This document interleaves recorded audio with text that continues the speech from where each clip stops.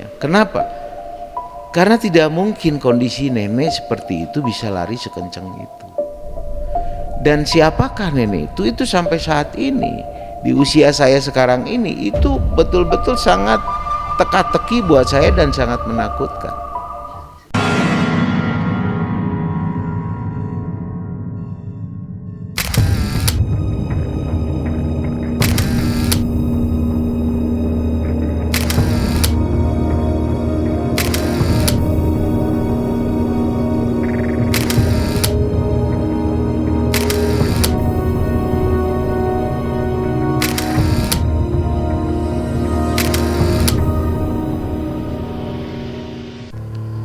Selamat malam Sobat Malam Cekam, jumpa lagi dengan saya di sini yang akan mengisahkan sebuah pengalaman yang cukup horor dan mencekam.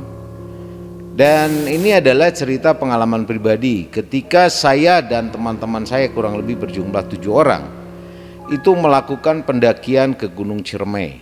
Ya, waktu itu saya kebetulan masih muda waktu itu. Jadi kita melakukan pendakian ya untuk mencari pengalaman lah. Dan terima kasih sebelumnya buat Anda yang sudah mengklik dan menonton video ini. Jangan lupa ya untuk selalu dukung channel ini dengan menekan tombol subscribe. Dan jangan lupa untuk menyalakan loncengnya, supaya Sobat MM sekalian tidak ketinggalan dengan cerita-cerita yang akan kami sampaikan nantinya. Dan jangan lupa untuk like dan tinggalkan komen sebagai masukan buat channel kami ini. Dan juga apabila cerita ini bagus, silakan Anda untuk share ke teman-teman Anda.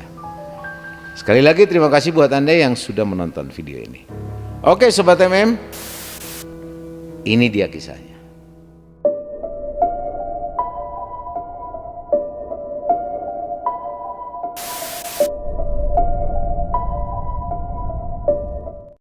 Cerita ini berawal ketika saya dan teman-teman kurang lebih 7 orang. Waktu itu di tahun 94 saya melakukan pendakian dengan teman-teman saya. Waktu itu kita baru lepas SMA. Awalnya kita ngopi-ngopi, kemudian kita bercerita, ngobrol-ngobrol, dan kemudian ada sebuah ide untuk melakukan pendakian ke Gunung Ciremai. Karena waktu itu memang kami hobi-hobinya untuk berpetualang lah. Ya, selain waktu dulu kita hobi dengan motor-motoran, ada ide untuk kita melakukan pendakian ke Gunung Ciremai. Dan kebetulan di antara teman-teman kami itu ada 3 orang yang memiliki pengalaman atau hobi. Hobinya adalah hiking atau lebih banyak hobi untuk mendaki gunung. Nah, berbekalkan pengalaman teman saya ini yang 3 orang ini, akhirnya kita putuskan untuk melakukan pendakian ke Gunung Ciremai. Dan sebelumnya tentu saja kita sudah tetapkan waktunya, kita sudah tetapkan jamnya untuk mulai mendaki. Dan waktu itu kita dulu kita berada di Bandung, jadi kita harus melakukan perjalanan menuju Kuningan.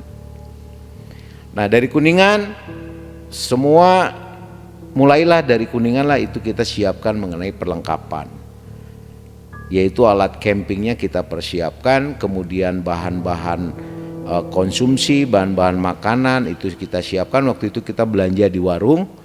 Ya, teman saya tuh ada bagian yang memang khusus memperhatikan konsumsi ya. Jadi waktu itu kita sudah bagi, ada yang bagian seksi peralatan, ada yang bagian seksi konsumsi.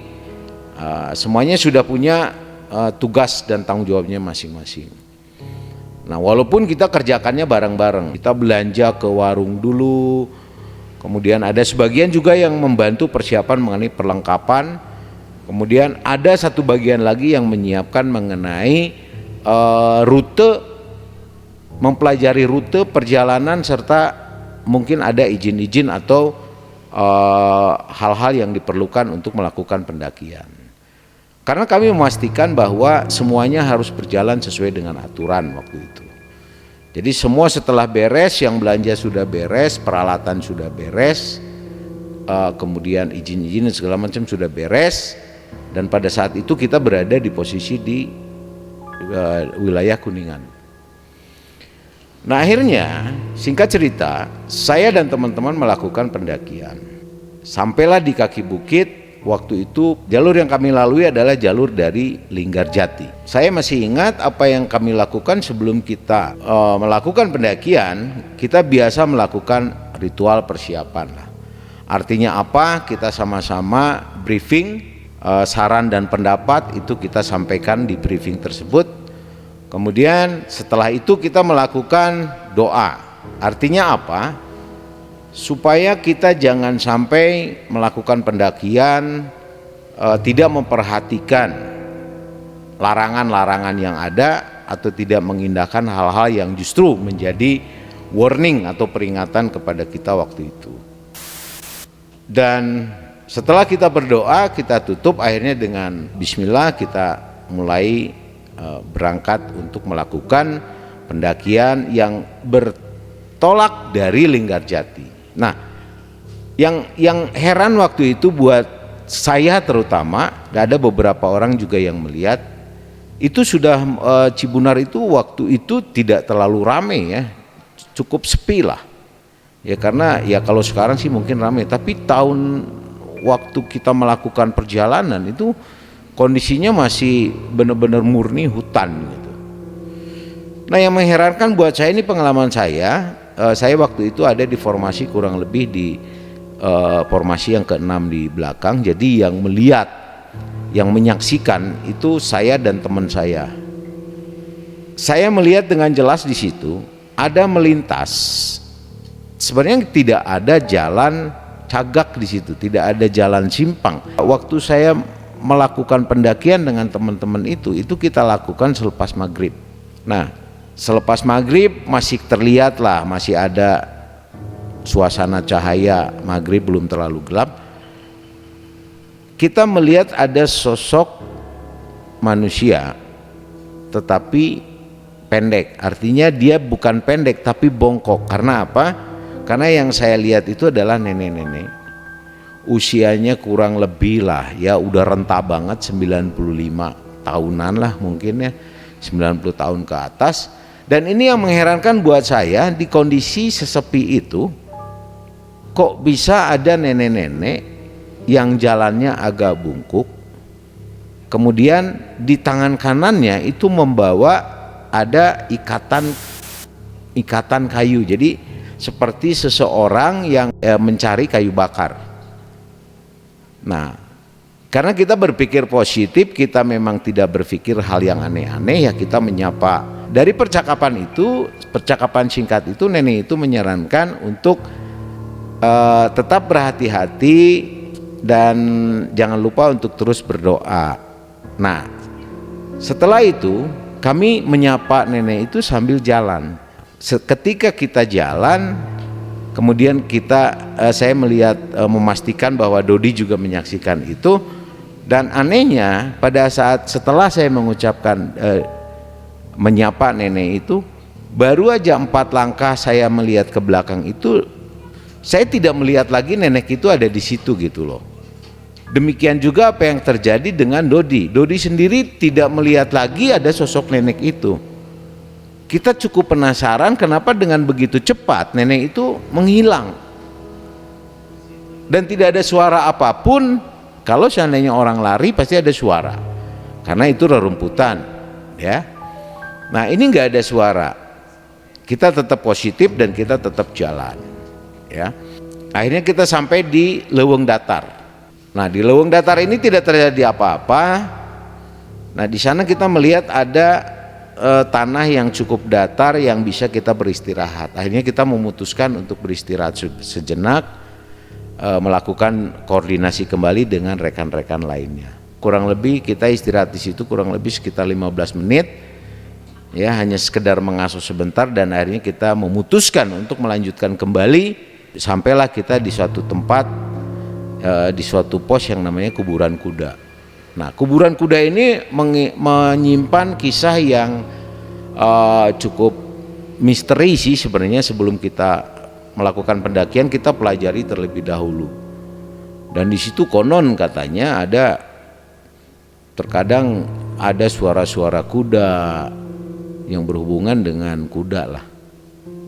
Tetapi karena sebelumnya kita sudah melakukan persiapan, Dan kita juga ingat dengan apa yang disampaikan percakapan singkat dengan nenek tadi yang berusia 95 tahun. Ya, alhamdulillah kita tidak menemukan hal-hal yang aneh di sana. Nah, di sini hal terjadi. Itu kurang lebih kita udah sampai menuju Bapak Tere ini itu cukup lama ya. Itu kurang lebih sudah mencapai 3 jam. Dan perlu saudara ketahui, pada saat kita melakukan pendakian, itu langkah kami pun itu begitu cepat ya, langkahnya tuh cepat karena waktu itu stamina kami masih bagus gitu. Yang justru mengherankan buat saya adalah saya berjumpa kembali, saya bertemu kembali dengan nenek tersebut yang kita bertemu waktu kita di bawah tadi, nenek yang berusia 95. Saya sampai berpikir, ini nenek ini siapa ya? Kok bisa kita aja yang masih muda dengan sangat cepat kita melakukan pendakian, nenek ini yang jalannya aja tersendat-sendat, bungkuk, kok dia bisa tiba-tiba berada di Bapak Tere ini dalam keadaan yang tidak ada capek atau segala macam. Nah, ini yang membuat kami jadi semakin penasaran dan aneh. Nah, disinilah yang membuat saya dan teman-teman itu merasakan sesuatu hal yang janggal. Mulai otak kami berpikir ini ada sesuatu. Disitulah kami mulai merasakan seolah-olah suasana itu jadi mencekam. Saya merasakan begitu dingin, merinding, karena alam berpikir saya waktu itu sudah dibawa ke hal yang aneh-aneh. Karena secara logika menurut saya tidak mungkin itu terjadi.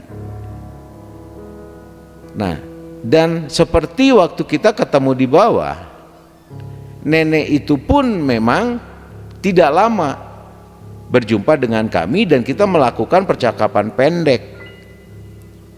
Tetapi yang paling aneh, ketika kami melakukan percakapan, kami tidak pernah berpapasan muka, bahkan kalau kita pun bercakap, nenek itu tidak pernah menunjukkan wajahnya. Ini yang membuat saya kalau ingat cerita itu, kalau ingat kejadian itu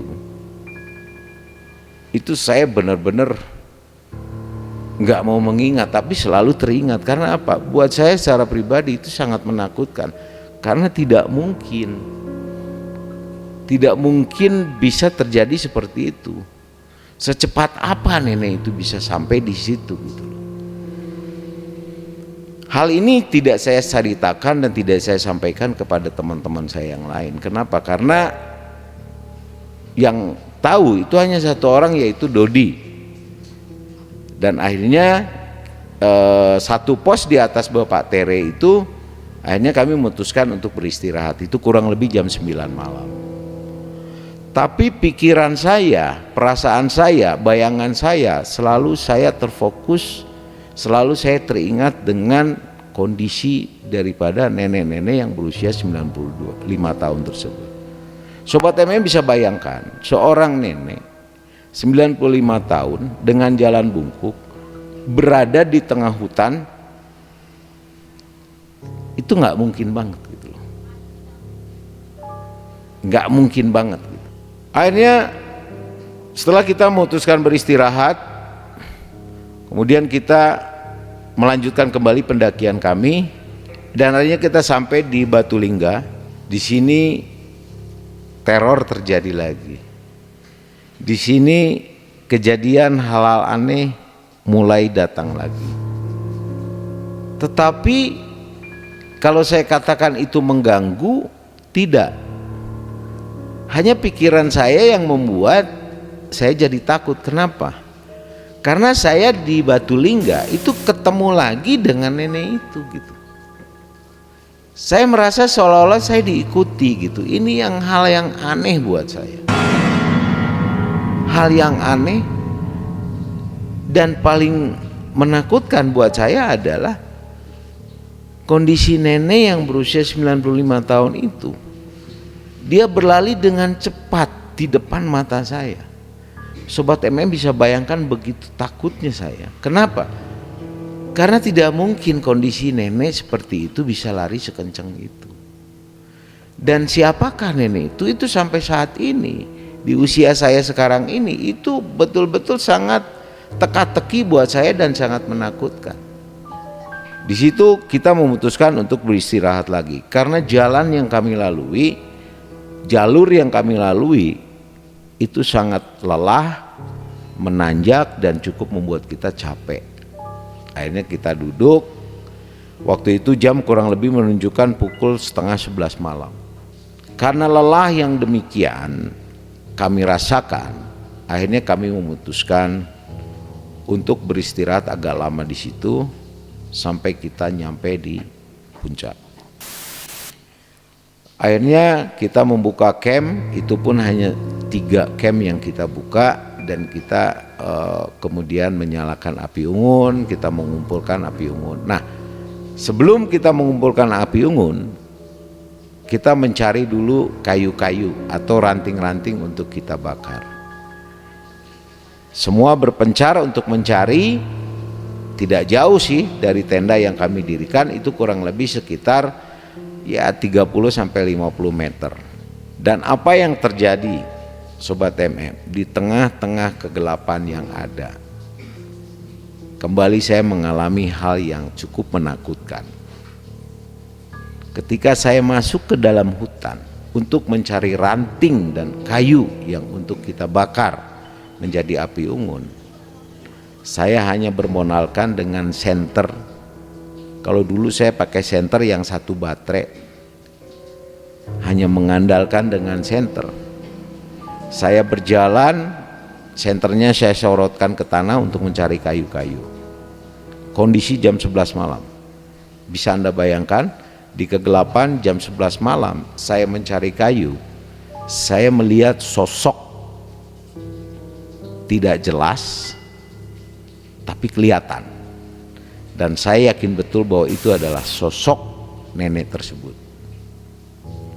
Apa yang terjadi? Dia membelakangi saya, terlihat gelap. Ketika saya melihat ke arah bayangan tersebut, nenek tersebut membalikkan wajahnya, dan saya lihat begitu ngeri dan menakutkan. Kenapa? Matanya itu merah. Saya tidak jadi untuk mengambil kayu. Ini yang membuat saya ketakutan, keringat dingin keluar. Karena apa? Dia melihat ke belakang, berbalik mengarah ke belakang, dan saya lihat bola matanya itu merah. Ini yang membuat saya takut sekali. Akhirnya saya tidak jadi mengambil kayu bakar, dan saya lari langsung ke arah tenda. Teman saya kaget. Ngapain lu? Kok lari-lari? Saya tidak bisa cerita apa-apa, saya hanya langsung duduk. Kemudian saya membayangkan betapa ngerinya matanya.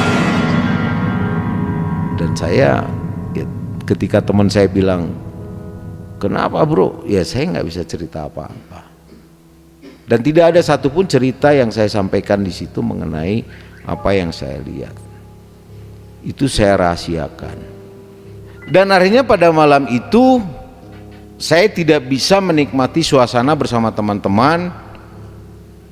Ada yang ngobrol, ada yang main gitar, mengitari api unggun tersebut.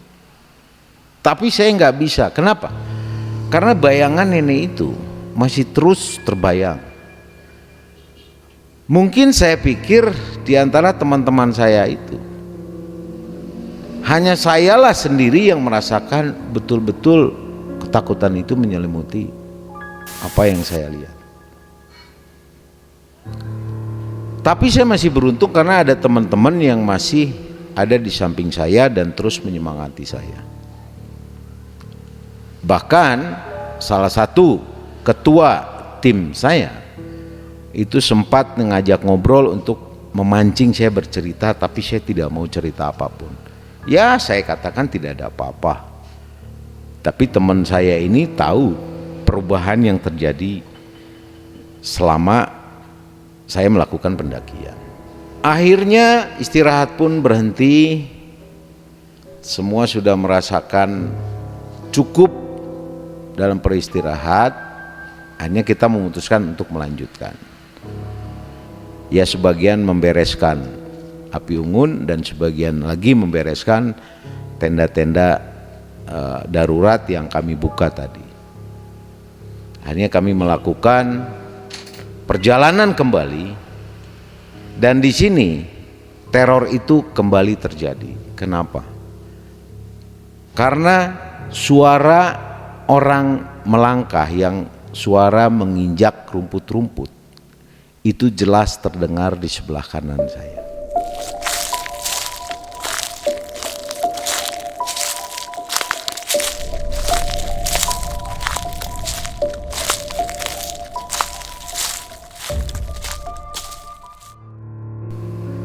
Saya tidak mau menghiraukan, tidak mau melihat ke sebelah kanan karena rasa ketakutan itu.